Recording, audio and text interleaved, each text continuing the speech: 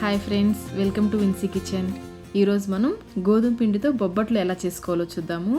మైదా పిండితో కాకుండా ఈ విధంగా గోధుమ పిండితో హెల్తీగా బొబ్బట్లు చేసుకోండి. చాలా రుచిగా ఉంటాయి, అలాగే చాలా పల్చగా కూడా ఉంటాయి. చూడండి ఎంత పల్చగా ఉన్నాయో.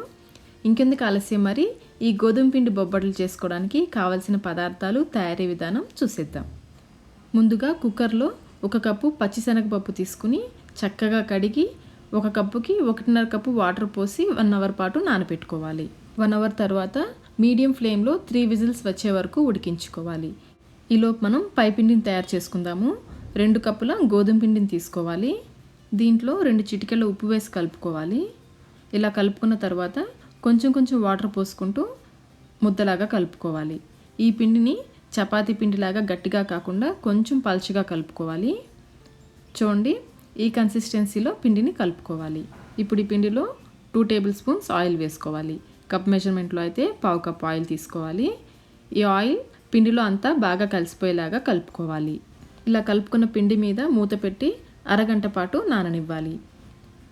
కుక్కర్లో ప్రెషర్ పోయిన తర్వాత ఒకసారి మూతను ఓపెన్ చేసి చూద్దాము. పప్పు చక్కగా ఉడికిపోయింది. నాకు ఇందులో వాటర్ ఏమీ మిగలలేదండి. ఒకవేళ మీకు వాటర్ మిగిలితే ఫ్లేమ్ని హైలో ఉంచి 2 నిమిషాల పాటు కలుపుతూ ఉన్నామంటే వాటర్ అంతా ఎగిరిపోతుంది. తర్వాత ఈ విధంగా మ్యాషర్తో మ్యాష్ చేసుకోవాలి. లేదంటే మీరు మిక్సీలో వేసి కూడా గ్రైండ్ చేసుకోవచ్చు. ఇలా బాగా మ్యాష్ చేసుకున్న తర్వాత 1 కప్పు తురిమిన బెల్లం వేసుకోవాలి. పచ్చిశనగపప్పు ఎంత తీసుకుంటామో బెల్లం కూడా అంతే తీసుకోవాలి. ఇప్పుడు ఫ్లేమ్ని లోలో ఉంచి ఇదంతా బాగా కలిసేలాగా కలుపుకోవాలి. 2 నిమిషాల తర్వాత ఈ బెల్లం కరిగి పూర్ణం కొంచెం పలచబడుతుంది. చూడండి, ఈ విధంగా పలచబడుతుంది. ఇప్పుడు ఈ పూర్ణం ప్యాన్ నుంచి సపరేట్ అయ్యే వరకు ఉడికించుకోవాలి. మధ్య మధ్యలో ఇలా పప్పులు ఏమైనా ఉంటే స్పూన్తో మ్యాష్ చేస్తున్నట్లుగా కలుపుకోండి. చూడండి, పూర్ణం ప్యాన్ నుంచి సపరేట్ అయింది, అలాగే ఒక ముద్దలాగా ఫామ్ అయింది కదా. ఇప్పుడు స్టవ్ ఆఫ్ చేసుకొని దీంట్లో ఇలాచీ పౌడర్ వేసుకొని కలుపుకోవాలి. ఇలా కలుపుకున్న తర్వాత పూర్ణంని పూర్తిగా చల్లారనివ్వాలి. పూర్ణం చల్లారిన తర్వాత ఈ విధంగా బాల్స్ లాగా చేసుకోవాలి. ఒకవేళ మీకు పూర్ణం పల్చగా అనిపిస్తే పుట్నాల పొడిని వేసుకోవచ్చు. పైపిండి కూడా చక్కగా నానిపోయింది. ఇప్పుడు చేతులకి ఇలా నెయ్యి కానీ నూనె కానీ అప్లై చేసుకుని కొంచెం పిండి ముద్దను తీసుకోవాలి. ఆయిల్ ప్యాకెట్ కవర్ కానీ మిల్క్ ప్యాకెట్ కవర్ కానీ తీసుకుని ఈ విధంగా ఆయిల్ అప్లై చేసుకోవాలి. దీనిపైన పిండి ముద్ద నుంచి చిన్నగా ఇలా స్ప్రెడ్ చేసుకోవాలి. మధ్యలో పూర్ణం పెట్టి దీన్ని అన్ని వైపుల నుంచి క్లోజ్ చేసుకోవాలి. చూడండి, ఈ విధంగా అన్ని వైపులా క్లోజ్ చేసుకుని నిదానంగా ఇలా తిప్పుతూ ఎక్స్ట్రా పిండిని తీసేసుకోవాలి. ఒకసారి ఈ విధంగా రోల్ చేసుకోవాలి. ఇప్పుడు దీన్ని ఈవెన్గా స్ప్రెడ్ చేసుకోవాలి.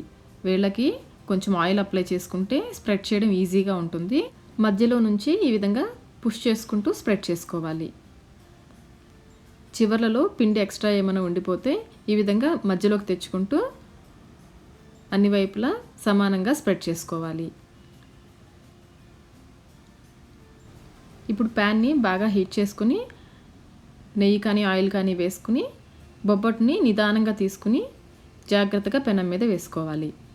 ప్యాన్ మీద బొబ్బట్టు వేసిన తర్వాత ఈ విధంగా కొంచెం స్ప్రెడ్ చేసుకోవాలి. ఈ బొబ్బట్టుని మీడియం ఫ్లేమ్లో కాల్చుకోవాలి.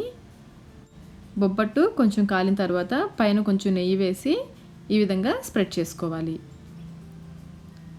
ఒకవైపు కాలిన తర్వాత రెండో వైపు తిప్పుకోవాలి. ఇటువైపు కూడా కొంచెం సేపు కాలనివ్వాలి. అంతేనండి, బొబ్బట్టు రెడీ. ఇదే విధంగా మిగిలిన బొబ్బట్లన్నీ చేసుకోవాలి. మైదా పిండితో కాకుండా ఈ విధంగా మనం గోధుమ పిండితో చేస్తున్నాం కాబట్టి ఇవి చాలా హెల్తీ అండి. మీరు కూడా తప్పకుండా ట్రై చేయండి. మీకు ఎలా వచ్చాయో కమెంట్ రూపంలో మాకు తెలియచేయండి. ఈ వీడియో మీకు నచ్చినట్లయితే లైక్ చేయండి. మీ ఫ్రెండ్స్కి, ఫ్యామిలీ మెంబర్స్కి షేర్ చేయండి. మా విన్సీ కిచెన్కి సబ్స్క్రైబ్ చేయడం కోసం కింద ఉన్న సబ్స్క్రైబ్ బటన్ని ప్రెస్ చేయండి. అలాగే పక్కనే ఉన్న బెల్ ఐకాన్ని క్లిక్ చేస్తే మా లేటెస్ట్ వీడియో నోటిఫికేషన్స్ మీకు వస్తాయి. Thank you.